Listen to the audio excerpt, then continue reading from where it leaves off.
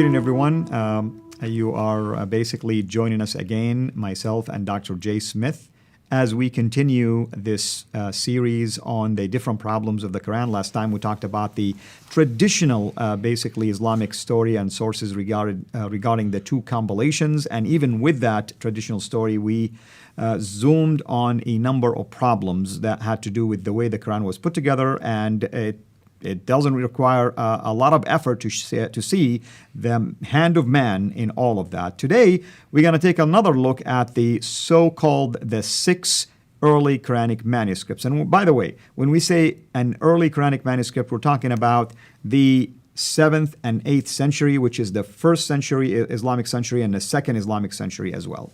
Dr. J, what would you have to say now about these 6 early manuscripts and what kind of problems we deal with? Now we're coming probably to the most damaging material that I've come across. This is material that I didn't have 35 years ago when I began, not even 25 years ago when I was moved to London to really confront the Quran. We didn't have what we have today. And the reason why is because Muslims have always made this claim that the Quran, eternal, sent down, completed at the time, first, as we saw in the last episode, first time was with Abu Bakr, and then second time with Uthman. And that Quran, the Uthmanic recension, is the final canonized text. That this book that I have in my hand right here, this one here, that this is the Uthmanic recension. This is the Uthmanic Quran. Correct. That's what I've always heard. And whenever I've asked them, well, can you prove it? They say, oh yeah, we've got all the manuscripts. We're the only religion that can trace back its origin to the original text, trace back the whole line of manuscripts to the original text. And more than that, we're the only one that have the complete text. We're the only one that have a completed text that has never changed in 1,400 years. Claim after claim after claim. And we talked about this already, with what Shabir Ali said, and of course the earlier, we did that in our previous episodes, so we don't need to repeat that. But there was no way that we really could rebut that. There's no way that we could come back on it because we didn't have access to these manuscripts. So I remember asking many times, tell me, where are these manuscripts? Dr. Shabir Ali, who I've debated 6 times, he refers over numerous times to the Topkapi. This is the one that is in Istanbul. He refers numerous times to the Samarkand, which is in Tashkent, and he also referred to the Ma'il. Those are the 3 he always liked to go to. Those are his favorite. Topkapi, Samarkand, and the Ma'il. But fascinating, though we had access to the Ma'il, it's in British Library, we didn't have access to the Topkapi or the Samarkand. They're 2 of the most famous, probably the most prized of the 6 manuscripts. So what would you like to start with here? Let's go ahead and look at those 6 manuscripts. We'll put them up on the screen right now. Up in the upper left-hand top, you can see the Topkapi. Right in the middle, in the upper middle is the Samarkand, and then on the right is the Ma'il. And then the bottom 3 at the bottom here on the left would be the Petroponus manuscript, which is found in Paris, in the Bibliothèque Nationale. And in the middle there in the bottom would be the Husseini manuscript, which is found in Cairo in Egypt. And then on the right is the last manuscript that was discovered in 1975. That is the Sana'a manuscript from Sana'a in Yemen. Those are the 6 manuscripts. And we, again, except for the one on the far right in the upper hand corner, and the one on the far left in the bottom-hand corner, those are the only 2 we had access to in Europe. All the rest were in Muslim hands, and they would not give us access. So it was 2 Muslim scholars that had access to them. They were the first ones to give access to him. And the Muslim scholars who did get access were known as Dr. Tayyar Atakuluc and Dr. Ekmeluddin Ihsanolu. And what I like to do is show their pictures. Here is a picture of Professor Dr. Ekmeluddin Ihsanolu. He's a founding director general of IRSISA from 1980 to 2004. He's a secretary general of the Organization of the Islamic Conference Research Center. And he, along with this gentleman that I'm showing you right here, Dr. Tayyar Atakuluc. Dr. Tayyar Atakuluc is a leading scholar in the Quranic studies. He was the ex-president of the Turkish Religious Affairs, and he's deputy in the Turkish parliament.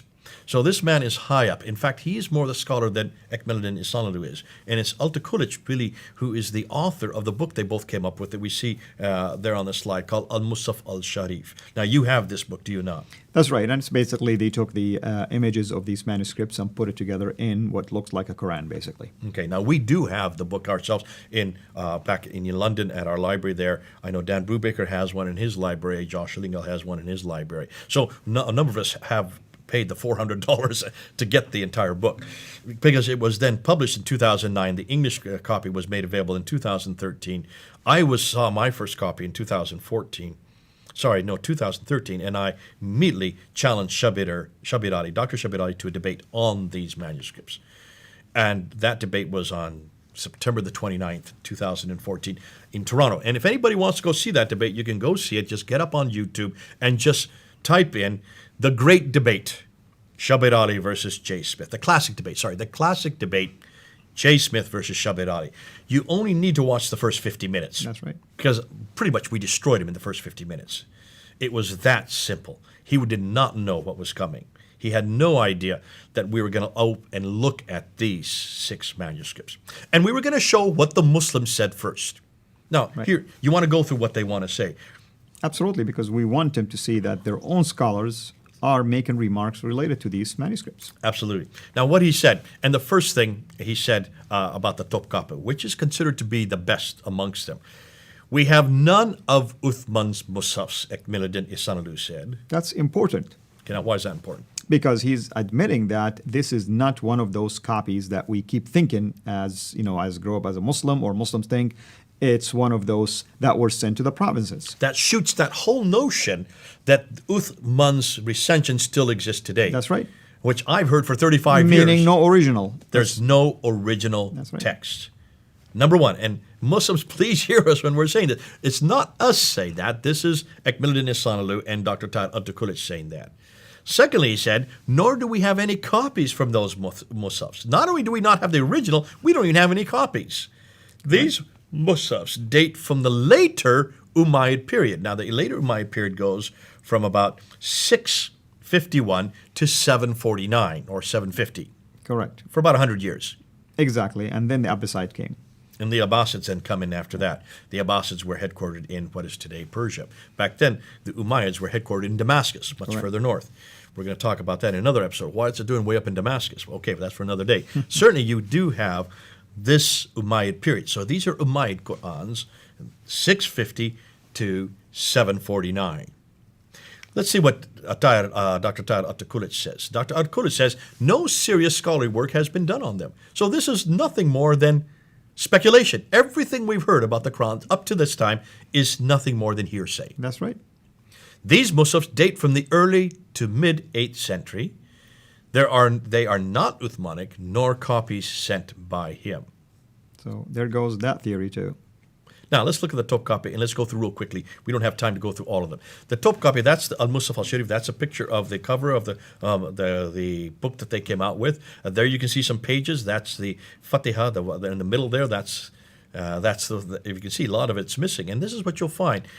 If you look at the style of writing, you notice it's Kufic. You've mentioned this before. That's right. It's very stylized writing.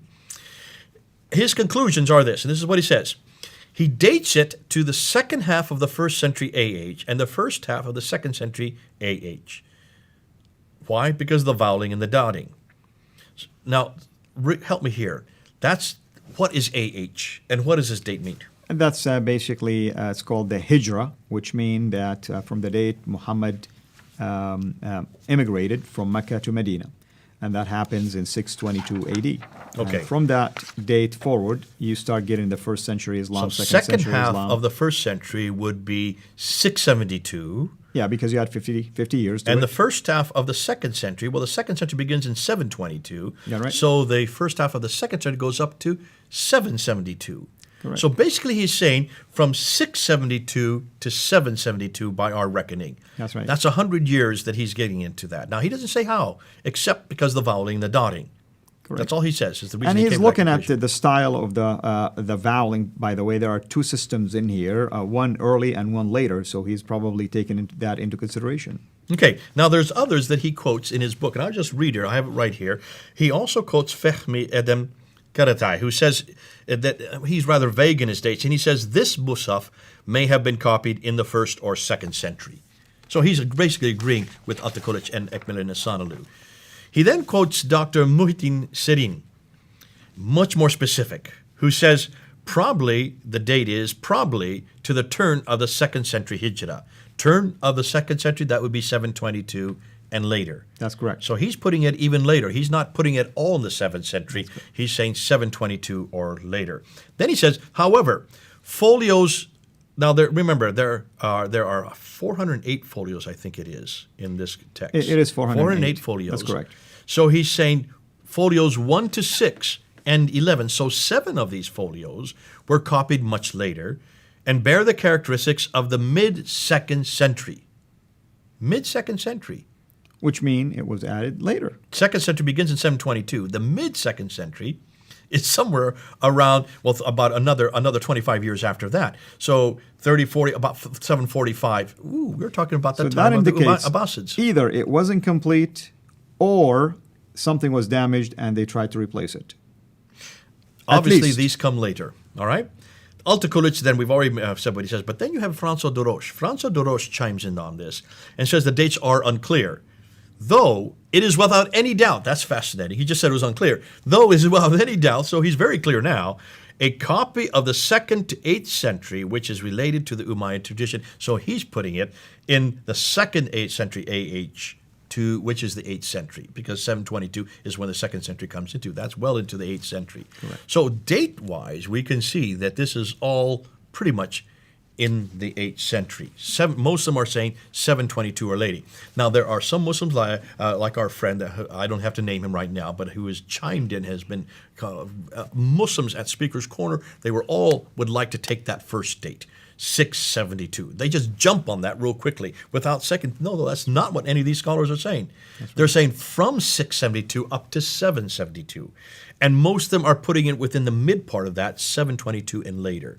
So we need to emphasize that when you hear Muslims on the internet, especially these brash young fellows, when they they always want the 672 date, they're not quoting the scholars. They're doing that they have an agenda. An agenda is to get it as close to Uthman as possible.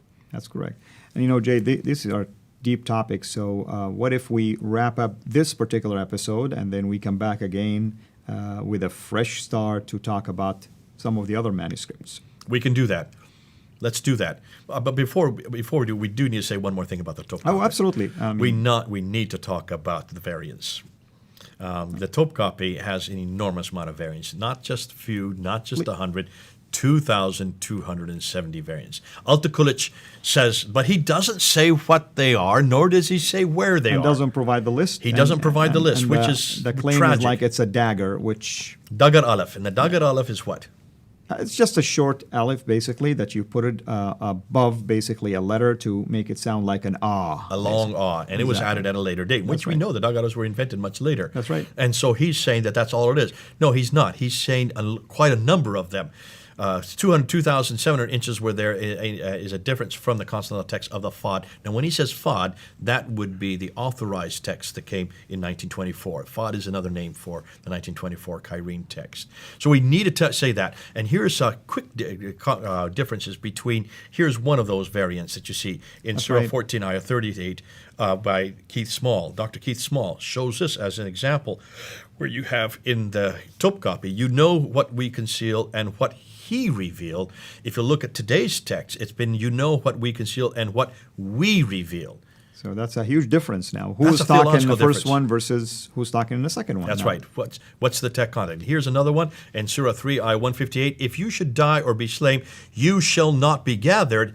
Today, it says, if you die or be slain, before him you shall undoubtedly be gathered. Well, that completely contradicts it. Absolutely. It's a whole different message. A completely different message, completely different verse. Do not say that these are insignificant, and do not say that they don't have any theological significance. They have huge theological meanings. And we can leave that at there, and of course, pick this up in the next episode. Thank you so much for all of this wonderful research. I hope that our viewers, as I am expecting, have enjoyed listening to you, and have enjoyed even the way we are dissecting these deeper topics now, very slowly, very gently, because we wanted to, especially our Muslim friends, to take this information and research it. It's available, most of it, if not all of it, available for you to go and investigate and check our resources. And if you think we are fabricating anything, please go and double check everything that we have given you. Thank you so much, brother. Till we meet again, have a blessed day. Thanks for watching. Make sure to like and subscribe so that you don't miss future videos. And please consider becoming a patron on patreon.com/Sierra International.